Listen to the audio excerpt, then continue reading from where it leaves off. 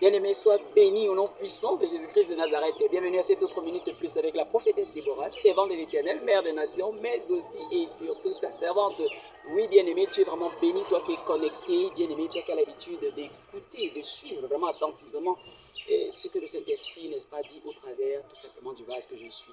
Donc, bien-aimé, je voudrais te dire merci, merci, parce que nous sommes pratiquement en fin d'année, je voudrais te dire merci d'avoir été avec moi tout le long de ce moment. Mais maintenant, bien-aimé, je voudrais parler d'une chose. Voilà, bien-aimé, dans le livre de Matthieu 2, il est question que Jésus-Christ de Nazareth, notre Seigneur, n'est-ce pas, vienne au monde. Donc, on nous parle de sa venue au monde. Et puis, bien-aimé, dans Matthieu 2, pratiquement au verset 8, le roi Hérode donc, demande je ne sais pas si les mages, hein, voilà, qui étaient allés pour adorer. Ils avaient vu l'étoile du Seigneur Jésus-Christ de Nazareth. Et puis, ils avaient décidé d'aller adorer le petit enfant parce qu'on leur avait dit qu'un sauveur naîtra, selon Ésaïe 8, je pense très bien. Ésaïe 8, il est annoncé, bien aimé. Voilà, donc ils devaient aller adorer le nouveau-né de Jésus-Christ de Nazareth. Et puis Hérode, justement, leur dit allez adorer l'enfant et puis après donnez-moi des informations afin que je paraphrase tout simplement, bien aimé, afin que moi aussi j'aille l'adorer, afin que moi aussi j'aille l'adorer. Je sais que beaucoup de personnes sont en train de préparer les fêtes de fin d'année, bien aimé. Ils se disent il faut qu'on fête Noël et autres. Déjà, je tiens à dire, faites vos recherches, bien aimé. Noël n'est pas une fête spirituelle, une fête, je veux dire, une fête chrétienne. Noël n'est pas une fête chrétienne. Donc c'est une histoire un peu satanique là. Donc Père Noël et autres, et tous ces personnages là, c'est satanique. Autour de Noël, nous avons tout simplement je sais pas, c'est en fait des choses d'économie, de recherche de gains. On crée des jouets bizarres, des jouets qui entraînent les enfants. Moi, je vais vous parler par exemple. Quand on crée un jouet comme la fée clochette, bien aimé, la fée clochette, c'est satanique, c'est de la sorcellerie. Donc, quand vous regardez le dessin animé de la fée clochette, vous allez voir qu'il y a de la sorcellerie dedans, des initiations bizarres. Vous allez avoir des parents qui vont acheter des pistolets à leurs enfants. Quand vous achetez des pistolets à vos enfants, quel est l'esprit qui est derrière? L'esprit de mort, l'esprit d'assassinat, l'esprit de meurtre, l'esprit de violence. Vous achetez les épées à vos enfants. C'est pour faire quoi, bien-aimé? Vous prenez un arbre que vous décorez, vous mettez des boules de scie, des boules de neige. Vous avez de la neige? Non. Vous ne savez pas pourquoi, n'est-ce pas? Ces gens qui ont instauré cette fête de Noël, c'est qu'est-ce qu'ils fêtent, qu'est-ce qu'ils vénèrent, ce sont des dieux. En tout cas, tapez dans Google, faites des recherches. Vous allez voir, bien aimé, que Noël n'est pas du tout une fête chrétienne et donc je ne peux pas l'encourager. Et déjà, vous ne pouvez pas prouver que Jésus-Christ est né exactement à cette date.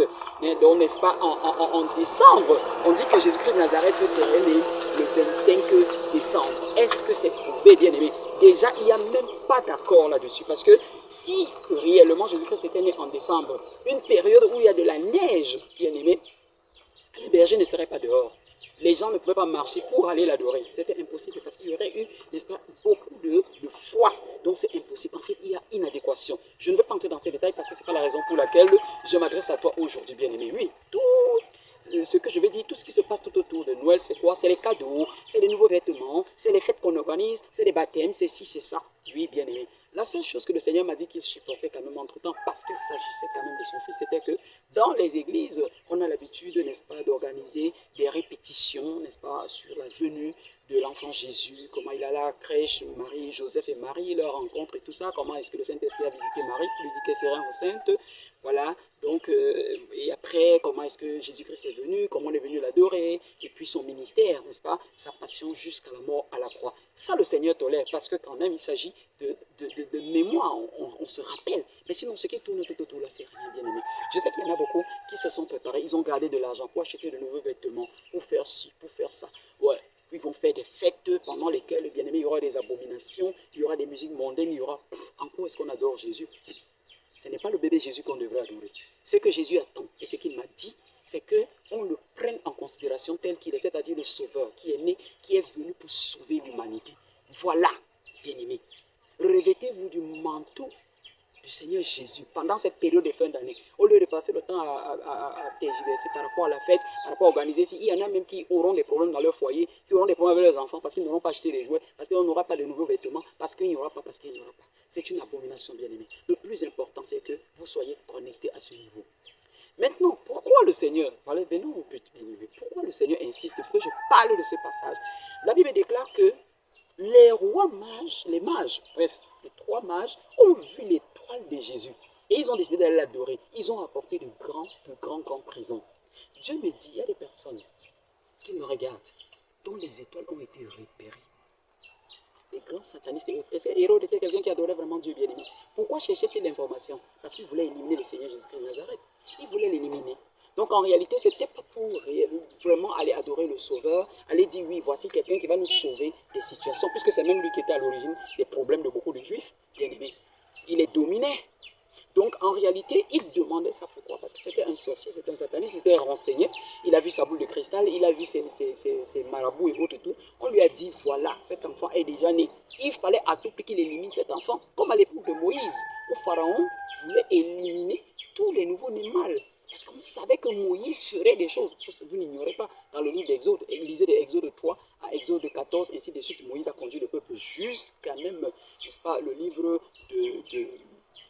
je pense que c'est Deutéronome, hein, voilà, et après nous allons entrer dans Josué, où c'est Josué qui prend le relais. Donc bien aimé, franchement, Hérode cherchait, donc il a suivi l'étoile. Et si Hérode voulait apporter des présents, c'était des présents empoisonnés.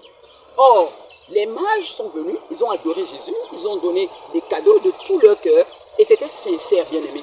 Donc ils étaient vraiment conscients qu'un sauveur était né. Fallait l'adorer, normalement comme on adore le Dieu de gloire, bien aimé. Donc, quand tu fais des sacrifices pour la gloire de Dieu, pour Jésus-Christ de Nazareth, quand tu sors évangéliser, quand tu offres des Bibles aux gens, quand tu te donnes dans le ministère, tu chantes, tu loues le Seigneur, tu l'adores, eh bien, tu es en train de faire des cadeaux au Seigneur. Parce que la mission pour Christ ne s'arrête pas. Si lui, il est parti, nous devons continuer la mission. Donc, voilà un peu les cadeaux que tu peux donner au Seigneur. Au lieu de dire que oh, tu vas acheter ci, tu vas acheter ça, tu vas t'habiller comme si tu vas... C'est pas ça. Sois beau. Sois belle tous les jours. Tu dois être beau, tu dois être belle tous les jours pour la gloire de Dieu. Alléluia. Donc ce n'est pas un seul jour, ce n'est pas un 23, un 24, pardon, un 24 ou 25. Tu vas manger des choses particulières, mange tous les jours, sois bien tous les jours pour la gloire de Dieu. Parce que Dieu est un Dieu de joie, Dieu est un Dieu de paix, quelle que soit la situation par laquelle tu passes, bien aimé. Alors, il y a beaucoup de personnes qui vont recevoir des cadeaux. J'en reviens, bien aimé. Vous pensez que les cadeaux que vous allez recevoir, ce sera forcément des cadeaux positifs, bien aimé? Je voudrais vous dire, et le Seigneur nous dit, les cadeaux que vous allez recevoir, beaucoup seront empoisonnés. Il y a des gens qui seront empoisonnés pendant les fêtes. Il y a des gens qui seront empoisonnés, à qui on va tendre des pièges, pour que vous fassiez des accidents, pour que ceci, ainsi, cela. Il y en a qui iront s'enivrer. Il y en a qui iront dans les boîtes de nuit. Vous allez faire des rencontres avec des esprits démoniaques. Et j'ai dit dans l'une de mes vidéos qu'il y a déjà les extraterrestres dehors. Il y a des êtres bizarres dehors qui sont mandatés pour se mêler à vous pour faire des choses. Je ne parle même pas des fantômes, bien aimés. Faites très attention. C'est le moment, en fin d'année pratiquement comme ça, où les sacrifices démoniaques se font. Les livraisons sataniques sont légion. Bien aimés, faites attention. Dans des établissements un peu partout, ils vont organiser ce qu'ils appellent festin Noël, décoration de l'arbre de Noël et autres. Ça n'a aucun sens. Dieu n'est pas dedans. C'est pendant ces moments-là qu'il y a, on répand des esprits démoniaques, des esprits de perdition, des esprits de... Et puis vous allez maintenant passer vos congés de Noël, vous êtes remplis de ces esprits. Vous ne comprenez pas pourquoi vous ne parvenez pas à vous concentrer. Vous ne pouvez pas apprendre. Quand vous revenez en début d'année, bien aimé, vous êtes comme tarés. Vous êtes comme des personnes qui sont totalement perdues. C'est parce que tout ce qui a tourné tout autour, vous adorez quoi? Vous faites quelle fête? Par rapport à quoi? Bien aimé, est-ce que c'est la louange, c'est l'adoration qui se passe dans ces choses de festives? Est-ce que c'est la louange, c'est l'adoration à Christ? En quoi est-ce que vous vénérez Christ? Dans ces choses-là, de moi à vous, qu'est-ce que vous vénérez? Donc ça n'a pas de sens, bien aimé. Et beaucoup de parents n'en sont pas conscients. Les parents qui ne sont pas spirituellement avancés ne comprennent pas que c'est pendant ces périodes-là que l'ennemi profite. Parce que les esprits sont relâchés dehors, bien aimé. Les esprits sont relâchés en fin d'année. Et maintenant, il suffit d'une petite faille. Quand tu vas faire une petite erreur, tu seras frappé. Le sacrifice va passer. Pourquoi? Parce que l'ennemi t'aura piégé, tu seras tombé. Tu as forniqué, tu as volé de l'argent peut-être pour aller t'acheter de nouveaux vêtements. Tu es allé en boîte de nuit là où tu ne dois pas te retrouver. Tu es allé faire des choses qui ne tiennent pas. Donc tu as commis des péchés. Tu danses des musiques mondaines et autres et tout. Bien aimé, quand tu vas donc faire ça, c'est pour ça que la porte sera ouverte. Maintenant, dans ton village, peut-être on avait prévu de te sacrifier. Et bien aimé, ça va se passer très bien facilement. Soit tu vas mourir de suite d'accident, soit tu vas mourir par empoisonnement. Empoisonnement par la boisson, par la nourriture. Soit tu vas mourir parce que la voiture t'a cogné quelque part. Je ne sais pas de quel mort, mais bien aimé, fais attention. C'est le moment plutôt où tu dois être le plus concentré. Ne pense pas aux vêtements, ne pense pas à l'habillement, ne pense pas à la boisson, aux réjouissances qui n'ont aucun sens. Concentre-toi. C'est le moment où plutôt tu dois demander au Seigneur, Seigneur, comment je rentre dans la nouvelle année? Quelle est la mission que tu me donnes? Toi qui étais venu pour mourir sur la croix. Je me souviens que oui, tu es venu. Voilà la nouvelle année qui s'approche. Je fais comment? C'est le moment pour toi de faire plutôt un bilan. C'est le moment pour toi de te rapprocher davantage de lui. C'est le moment pour toi de lui demander ce que tu peux faire pour que sa mission... Parce qu'il est proche, bien aimé, il est à la porte. Jésus-Christ est à la porte. Il se passe tellement de choses. Regarde dans le monde, tout ce qu'il avait dit avant de partir, dans Marc 13, bien aimé, dans Matthieu 24, c'est en train de se passer. Va lire la Bible, tu vas voir. Je n'ai pas le temps de tirer de long en large. Je voudrais dire à une personne, fais attention, fais attention. Même quand tu vas sortir pour évangéliser, bien aimé, beaucoup de personnes vont te proposer ça, fais attention. Parce qu'on va voir l'onction en toi. On va voir quelque chose de particulier en toi. Il y a une personne qui me regarde. Dieu me dit, il y a une onction qui brille sur toi. Il y a la lumière de Dieu sur toi. Quand tu sors pour évangéliser pour la gloire de Dieu, il y a des satanistes, il y a des sorciers, il y a des gens qui perçoivent. Ils vont te proposer telle aide, ils vont te proposer tel cadeau, ils vont te faire très attention. Ça sera pour récupérer quelque chose en retour. Fais attention à cette fin d'année bien-aimée. Que le Dieu de gloire te bénisse, qu'il te donne de fêter le Seigneur Jésus-Christ de Nazareth en fonction de la mission que toi, tu vas, n'est-ce pas, accomplir pour sa gloire, pour préparer son retour. Voilà là où le Seigneur t'attend. Ce n'est pas une histoire de vêtements, ce n'est pas... Sois propre tous les jours. Si tu es propre tous les jours, ça plaît à Dieu. D'ailleurs, Dieu n'est pas un Dieu de saleté. Quand vous allez dans la maison de Dieu, étant sale et autres, vous puez la sueur par-ci, par-là. Non, Dieu n'est pas là-dedans. Soyez bien. Dieu est un Dieu. Il dit, l'or et l'argent m'appartiennent. Bien-aimé, mets-toi bien. Va dans la présence de Dieu. Fais ce que tu as fait. Chante pour sa gloire. Loue-le, adore-le. Pose des actes qui vont marquer tout autour. Sois la lumière du monde, le sel de la terre. C'est là où tu auras honoré le Seigneur Jésus de Nazareth. J'espère que tu as compris, bien-aimé. Les cadeaux ne sont pas toujours positifs, bien-aimé.